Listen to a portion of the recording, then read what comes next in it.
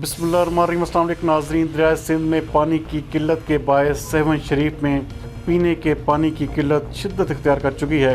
हमारे नुमाइंदा खसूसी वकार अली मल्लाह के मुताबिक महकमा पब्लिक हेल्थ इंतज़ामिया के मुताबिक पीने का पानी सप्लाई स्कीम से 5-6 किलोमीटर दूर तक चला गया है और हमारी स्कीम की सतह पर पानी मौजूद नहीं।